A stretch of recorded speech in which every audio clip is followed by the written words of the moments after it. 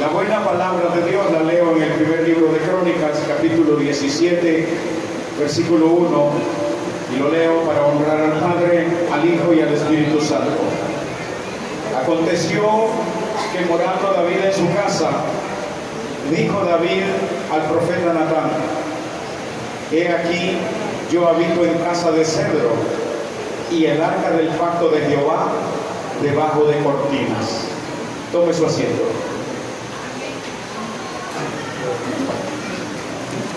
Esta tarde quiero estudiar con ustedes de parte de Dios esta palabra bajo el tema: David desea construir casa a Jehová.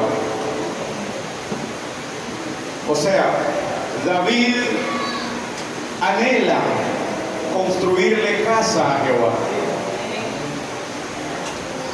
Y esto, por alguna razón, ustedes deberán recordar, hermanos amados, que David, cuando estaba joven, que 12, 14, 16 años, porque a los 17 casi ya estaba dándose duro con Goliat. David, cuando estaba jovencito, fue menospreciado por los hombres, menospreciado por sus hermanos. Aún su papá, pues lo había mandado mejor a cuidar las ovejas porque pues no lo quería ver. Y cuando vemos a este muchacho, hermanos, que va a enfrentar a Goliat, el rey Saúl todavía lo menosprecia.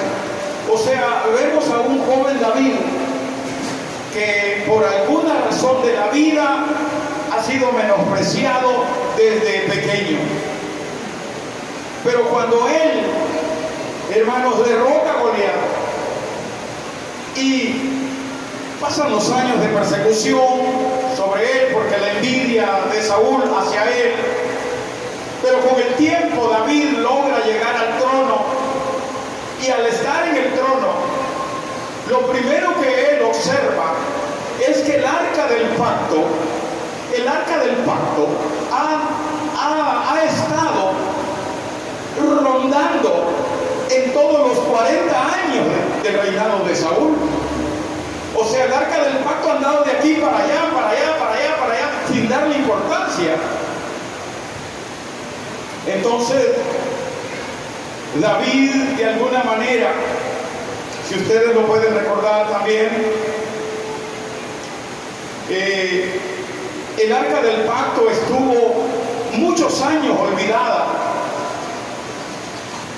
Y después de estar muchos años olvidada, el arca del pacto fue llevada a la casa de Obed-Edom 3 meses. Uy, hermanos, en 3 meses que el arca del pacto estuvo en la casa de Obed-Edom, ese hombre fue bendecido tremendamente. David acababa de llegar al reinado y lo primero que preguntó fue: ¿dónde está el arca del pacto? Y alguien le dijo: la tiene Obed-Edom. Inmediatamente dijo: la vamos a traer de allá para acá.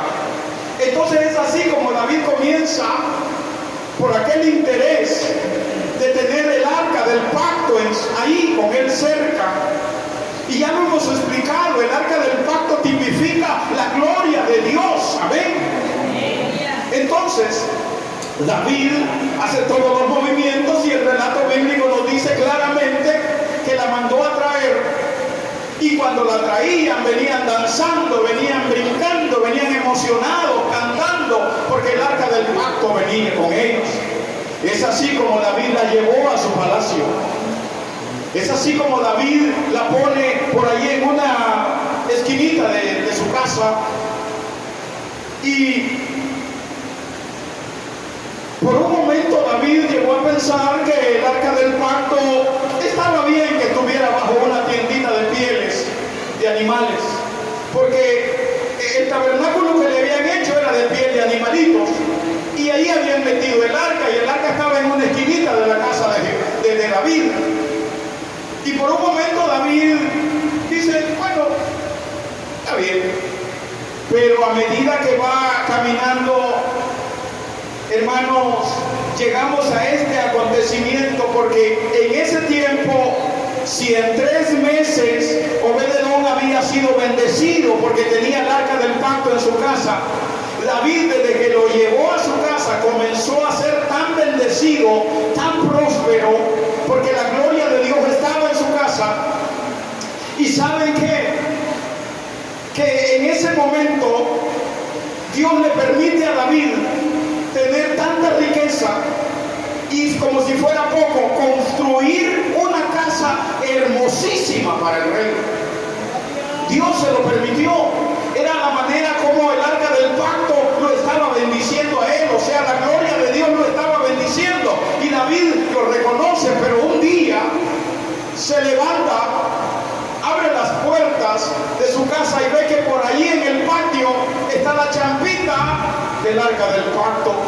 Y entonces él reflexiona y dice, el texto del versículo 1, aconteció que morando David en su casa, dijo David al profeta Natán, he aquí yo habito en casa de cedro y el arca del pacto de Jehová debajo de cortina. Parece ser que él se impactó de ver cómo Dios le había dado riqueza, le había dado bendición, lo había prosperado tanto, y el arca del pacto estaba ahí en un rinconcito con los mismos cueritos de animales que la cubrían. Él le dice a Natán, ojo con esto, porque Natán está ahí con él ahora, porque ya han pasado situaciones donde David, cuando fue puesto como rey, Dios lo dirigía, pero a través del pecado de David, a través de que David se desvió, Dios envió a Natán. Y Natán lo hizo regresar del error en el que estaba, y ahora David está bajo autoridad de Natán.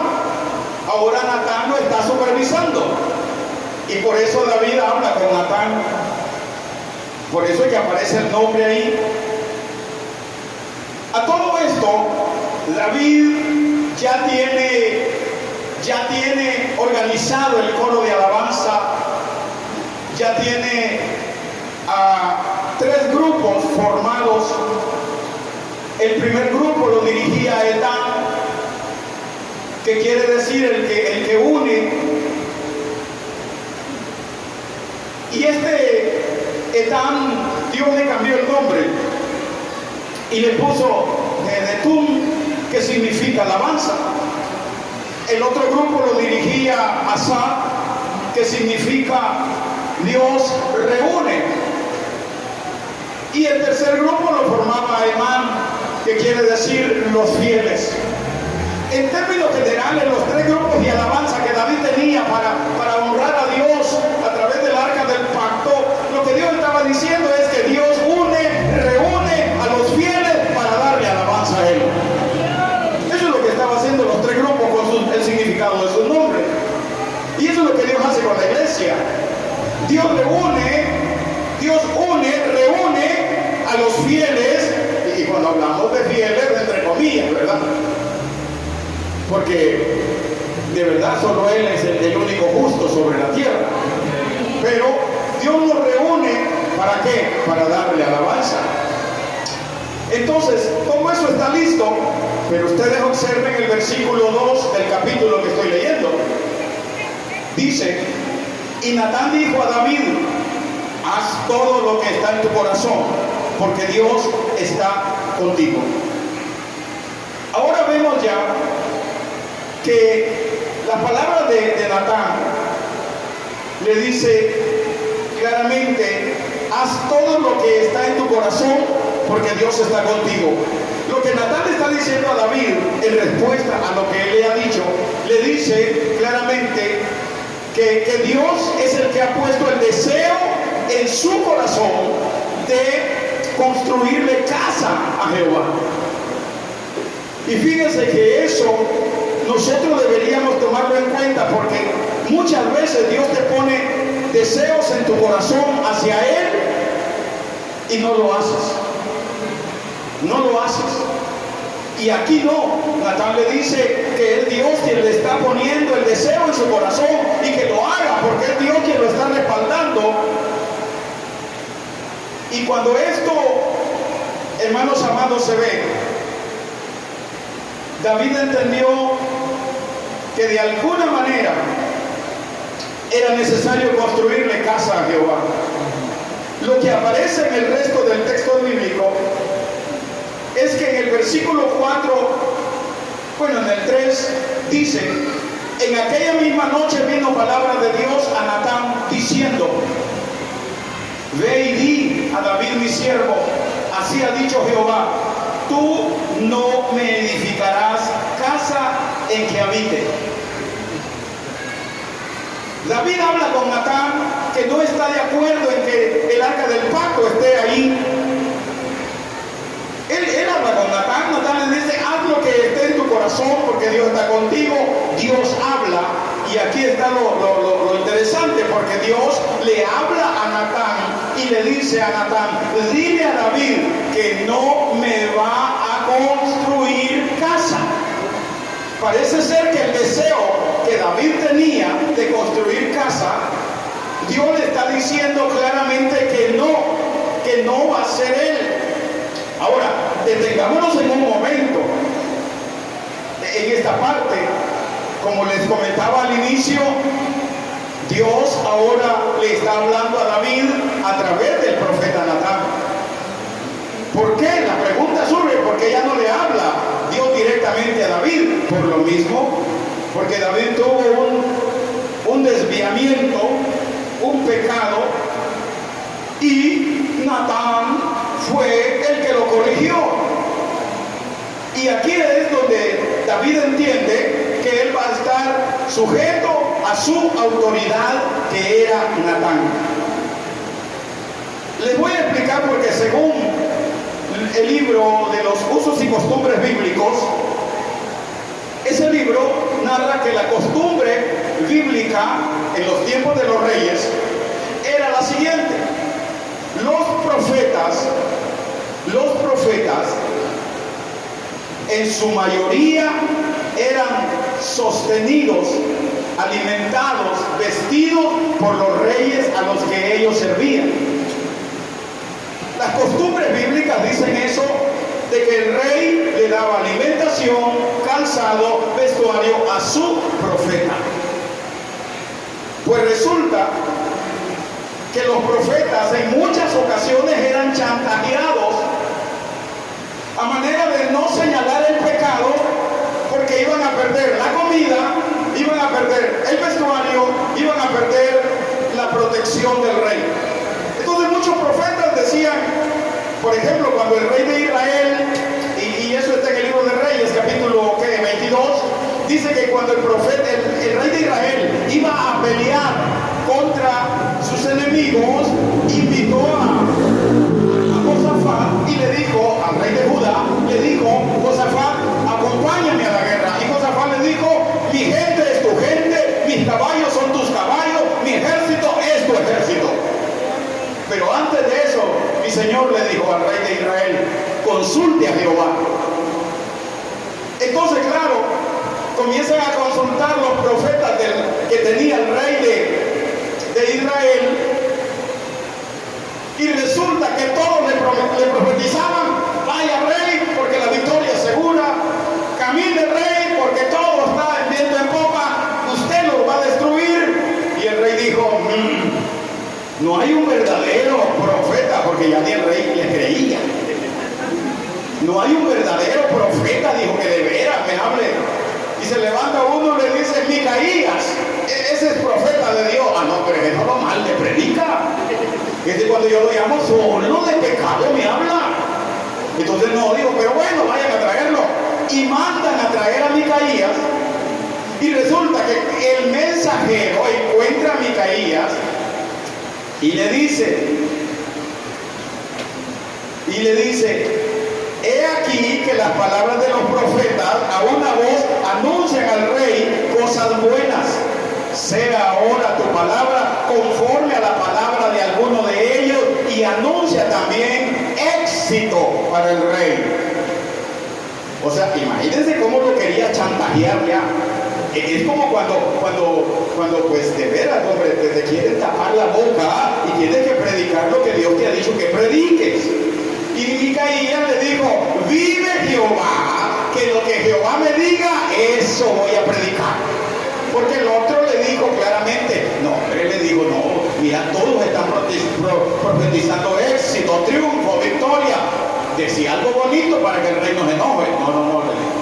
Entonces, Natán era de ese tipo de predicadores. Cuando David se desvía, Natán llegó, era el predicador del rey, llegó al templo. Y yo creo que Natán pudo haber dicho, ya sea que el rey David me dé comida o no me dé comida, me dé vestuario o no me dé vestuario, me dé calzado o no me dé, yo le voy a decir la palabra de Jehová. Y por eso Natán llegó y comenzó, hermanos, a predicarle al rey, al grado de que David, hermanos, acepta el error, porque a mí me encanta este pasaje cuando dice, no, que maten a ese bandido, que lo maten y que le devuelvan 4 veces la corderita al otro, y le dice, tú eres ese bandido.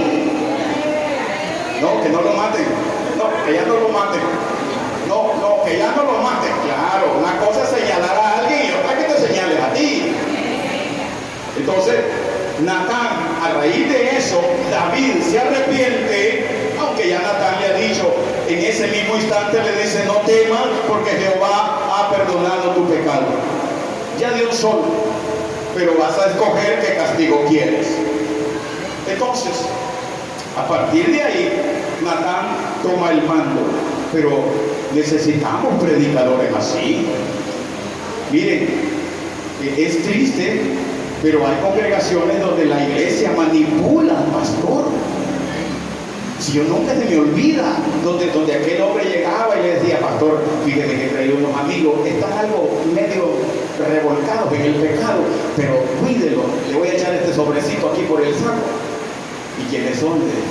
Aquellos 3 que están allá. Está bueno. Pero el pastor, cuando tenía que predicar el pecado, le daba vuelta al otro lado y ya no predicaba. Porque muchas congregaciones están tratando de manipular al siervo de Dios, y él por la necesidad, por el hambre, porque pues ya los zapatos hasta cartones le han puesto en la suela y todo eso, el pastor tiene que mejor callarse con tal de predicarle lo que la gente quiera. Pero aquí, gracias a Dios, ustedes saben que eso no se da. Ya sea que ustedes apoyen el ministerio de su servidor o no lo apoyen, siempre va a haber un predicador Natán que va a estar predicándole a don David, que se arrepiente, que se convierta y regrese al Señor. A su nombre, a su nombre. Sí, no se preocupen por eso. Que yo hoy ya aprendí a depender de él. Y como les digo, si ustedes no apoyan el ministerio de su servidor, no se preocupen. Dios siempre me va a respaldar. Sí. Y esto es así. La verdad, lo que anhelo es irme ya para allá arriba, hermano. Eso es lo que anhelo. Porque es mejor allá que aquí. Pero ustedes aquí quieren quedarse. Y ese es el gran problema. Pero no. David está consciente de que su predicador, yo puedo imaginármelo a David así, ¿no? Ya cuando le han descubierto el pecado, ¿no? Que comienza a humillarle, que no le doy comida a este bandido, mira lo que me ha dicho. No, y que Natán no merece que le dé zapatos, no merece que le dé ropa, no, ni comida, hoy lo voy a mandar a dormir afuera. Yo me imagino a David pensando todo eso, pero de repente no entra en reflexión. La verdad es que Dios está hablando de él. Por eso usted, cuando viene a la iglesia y Dios le está tocando el pecado, le está hablando de maldad, de esas cosas que usted dice que nadie sabe, no salga bravo, salga contento, feliz, con una gran sonrisa. Y cuando la gente le dice que está loco porque viene tan alegre del culto, que Jehová me habló, y hoy Dios me habló, y salga contento, porque esto no es pura cosa. No, si usted está alegre porque Dios nos ha hablado, porque Dios siempre tiene predicadores de ese quilate. Amén. Bueno, en el versículo 5 y 6 dice Dios contestándole a David: porque no he habitado en casa alguna desde el día en que saqué a los hijos de Israel hasta hoy. Antes estuve de tienda en tienda, de tabernáculo en tabernáculo. Por donde quiera que anduve con todo Israel, hablé, en términos, la lectura está en interrogación. Hablé una palabra a algunos de los jueces de Israel, a los cuales mandé que apacentasen a mi pueblo para decirles, ¿por qué no me edificáis una casa de cedro? O sea, él está preguntando a David, le dice, ¿acaso yo le hablé al pueblo diciéndole que quería casa? Pues yo no le hablé, pero quería casa. O sea, le está diciendo, David, yo nunca le dije a los jueces, a todos mis siervos, que yo quería una casa. Nunca se los dije, pero quería una casa. O sea, no sé si logran entender eso. Yo nunca le dije al pueblo que quería una casa, pero yo deseo una casa, pues. Eso es lo que le está diciendo.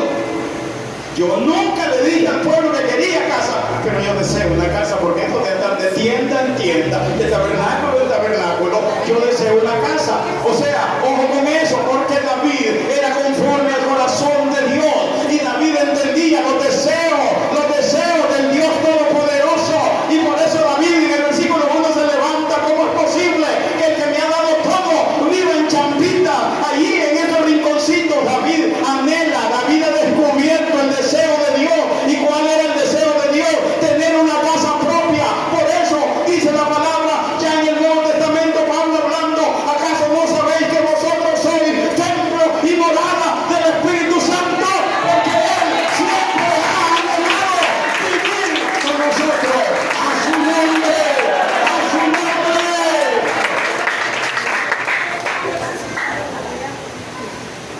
Dios le está diciendo a David, yo nunca le pedí casa a la gente, pero yo deseo habitar en casa. Y nosotros somos los privilegiados, porque nosotros somos la casa de Jehová, templo de Dios. Entonces la pregunta viene, ¿cómo David pudo descubrir los deseos de Dios? Es a través de la intimidad, de la oración, de la alabanza, la adoración.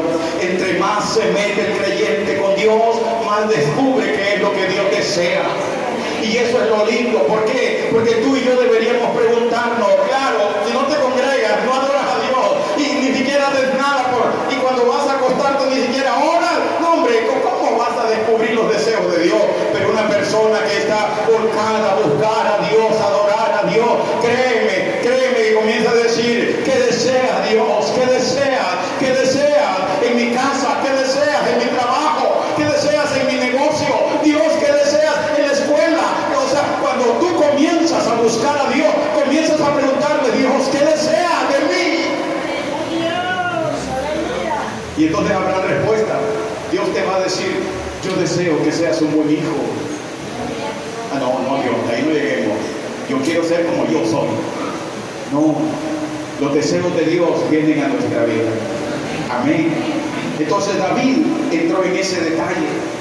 Por eso vemos esta parte y de alguna manera Dios ya en el versículo 7 le dice, por tanto, ahora dirás a mi siervo David, así ha dicho Jehová de los ejércitos, yo te tomé del redil, de detrás de las ovejas, para que fueras príncipe sobre mi pueblo Israel. Ya le dijo a David, no me vas a construir casa tú, sino un hijo tuyo. Pero le está diciendo que él nunca le dijo a los jueces de que quería una casa, pero él deseaba una casa. Ahora le está diciendo, yo te tomé de los de atrás del redil. Dios ahora le está diciendo a David, nunca olvides de dónde yo te traje. Yo te saqué de detrás del redil, le dice. O sea, eso es lo lindo, porque cuando Dios nos ha llamado es para sacarnos adelante, para prosperarnos, para bendecirnos, para que tengamos bienestar, como dice la primera, la carta de Juan. Amado, yo deseo que seas prosperado en todo, pero prospera tu alma. ¿Por qué? Porque si eres prosperado materialmente, físicamente, tienes lujo, tienes todo, y no prosperas espiritualmente, hay un desbalance. Estás más mundano que espiritual. Dios desea que las dos cosas cosas vayan igual, tanto lo material como lo espiritual deben de ir a la misma altura. ¿Por qué? Porque entonces nos vamos a olvidar de aquel que nos ha dado toda la cosa y vamos a ignorar la presencia de Dios. Eso no puede ser. A su nombre, a su nombre. Dios le dice: yo te saqué de la patria donde nadie daba nada, donde ni tu papá te quería. Yo te traje para que seas príncipe de mi pueblo. Claro que no fue nada. Dios le está diciendo: yo levanté un Goliat para que tú fueras príncipe. Porque si ese Goliat no se levanta, tú no hubieras sido príncipe. Pero yo levanté el Goliat. Por eso entiende, Dios nos ha hecho reyes y sacerdotes, nación santa, y ha sido a través de los problemas, las dificultades, las situaciones difíciles que Dios ha levantado para que nosotros vivimos en el nombre poderoso de Jesús. A su nombre, a su nombre. Aleluya. Dios ha levantado Goliat, problemas grandes en nuestras vidas, pero no son para huir, porque cuando David derrota a Goliat, Saúl había prometido: el que le venza a ese animal grandote de Goliat, yo le doy a mi hija para que se case. Y David venció a Goliat, se casó con la hija de Saúl y ¡pum!, se hizo príncipe. David, ya les he explicado, no podía ser príncipe. El heredero al trono de Saúl era Jonatán, pero Dios lo hizo príncipe. Por eso Dios le está diciendo: yo te hice príncipe. Nunca se te olvide eso. Por eso David nunca perdió la humildad y la sencillez. En el versículo 16 dice: y entró el rey David y estuvo delante de Jehová y dijo: Jehová Dios, ¿quién soy yo y cuál es mi casa para que me hayas traído hasta este lugar? Esa palabra, ¿quién soy yo?, esa ya la había usado David cuando no tenía nada. Porque cuando se casa con la hija de Saúl, él dice la misma palabra. Dice: ¿quién soy yo para ser yerno del rey Saúl? Pues no tenía nada. Ahora está delante de Dios, han pasado los años, el rey, y dice: ¿quién soy yo, Jehová, para estar delante de ti? Y todo lo que me has dado, esa es humildad y sencillez. Amén. O sea, él no perdió esa situación. Por eso a veces pienso, hermano, que nosotros de alguna manera tenemos un complejo, a veces, no todos, un complejo que debemos evitarlo. A mí me encanta el pasaje de Números 13, cuando los 2 espías van a ver la tierra prometida, traen un gajo de uvas entre dos con un palo en medio. Jamás voy a ver estos gajos de uva aquí. He visto unas como que son ciruelas, pero hasta ahí llega el gajito así. No, esas era un gajo gigantesco de la fruta de la tierra. Y entre dos la llevaban, era algo tremendo. Los 2 se van, 10 vienen negativos, 2 vienen positivos. Y los que vienen negativos, o sea, dice, parecíamos nosotros ante los gigantes esos como langostas. Amados, yo quiero pedirle algo de todo corazón. Por favor, óigame bien. Como usted se vea delante de Dios, así lo van a ver sus enemigos. Estos 10 se veían como langostas, o sea, yo hablo de esos grillos, como que eran grillitos, se veían delante de esa gente. Como usted se vea delante de Dios, así lo van a ver sus enemigos. Si usted dice que es un desgraciado, un miserable, un pobre para nada, un inútil, así lo ve el diablo a usted.